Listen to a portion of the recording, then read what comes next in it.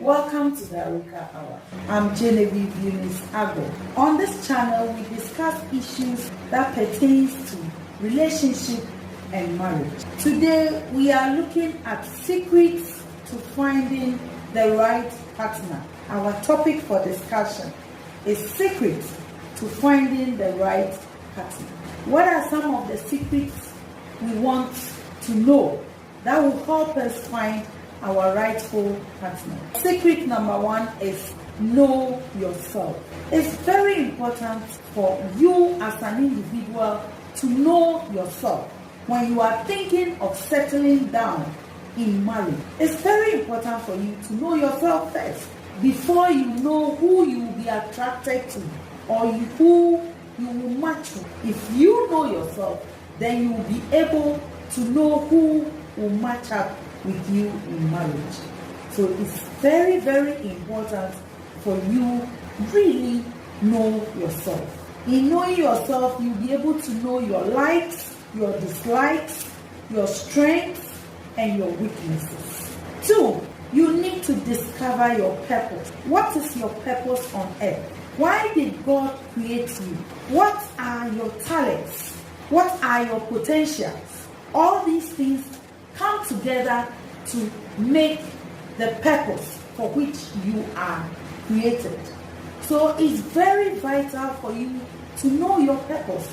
Are you an evangelist? Are you a man of God? Are you an advisor? Are you somebody who encourages or who is supposed to encourage? Are you a giver? All this will help you to know who you will match up with in marriage.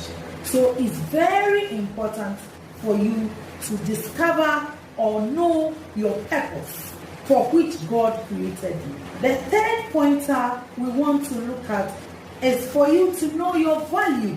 It's very important for you to know your value, your worth, and not just rush desperately into starting a relationship all because others are married. No.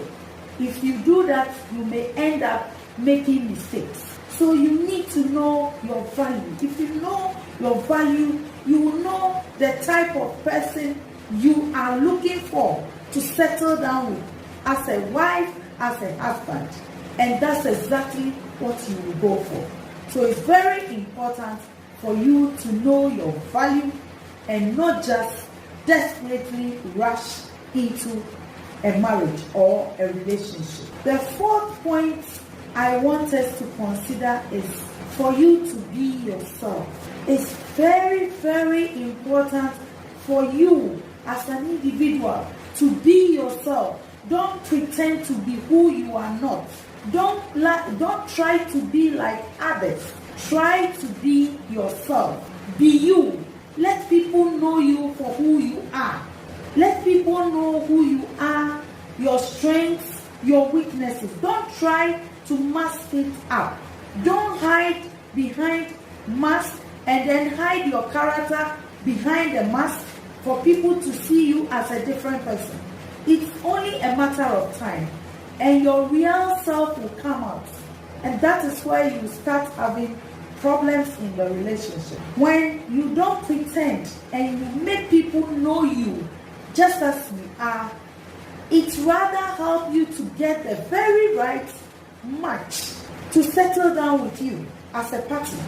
But what happens is if you pretend to be who you are not and you put on a mask, a false mask, what happens is in the marriage at a point, the person that got attracted to you will be attracted only to the mask and not to you yourself. So when you start exhibiting certain traits of the real you, confusion sets in, and always there will be misunderstanding in the relationship.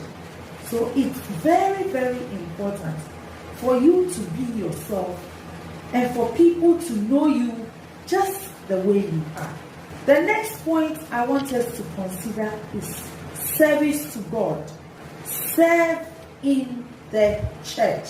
Serve in wherever you find yourself among Christians. Serve in the ushering department. serve in the singing department, serve as a prayer warrior. Don't serve just because others are serving, but faithfully serve God. If it's singing, you can sing very well. Faithfully serve God through singing. If it is witnessing, you have that gift of going out to evangelize, to talk about God to people. Go ahead and serve as an evangelist or join the evangelism team. And if it's in the Sunday school department, you want to serve faithfully in the Sunday school department. The faithful God who knows the heart of men will see and reward you because you are faithfully serving Him through ushering, singing, and all other things. He will also faithfully reward you with a good life partner. The second reason for serving in those smaller groups is that as you join those groups, singing group, the choir, the ushering department, the prayer warriors department or group, you meet with people and it gives you a better exposure to these people. And who knows, maybe you may find your life partner by joining this group, or through these groups you may find your life partner. So it's very good to serve faithfully in the house of God. The next point I want us to consider, which is the sixth point, is that you have to step out of your comfort zone. What do I mean by stepping out of your comfort zone?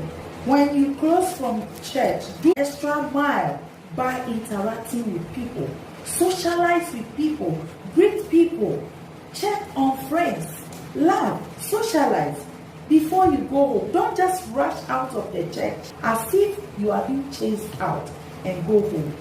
Try and then socialize with one or two people before you go home. Try also and go to programs that are meant to teach you more about relationship and marriage.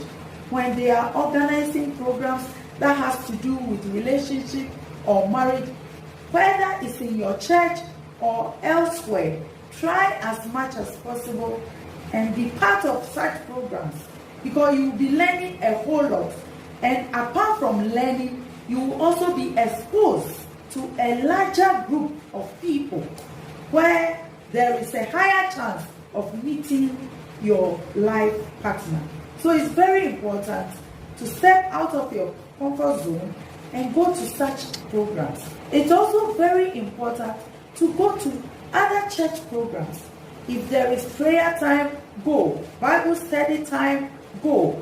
Just faithfully serve God, and He will also bless you at the right time with the right partner. The next point, which is point 7, which I want us to consider, is be willing to let go.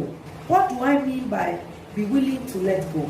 Assuming you have found a friend that both of you are dating and you realize the two of you are not compatible, things are not working out well for the two of you.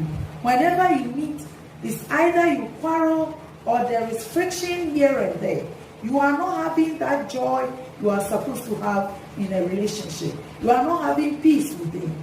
Back out of it immediately. The mistake people do is they try hard to force it to work.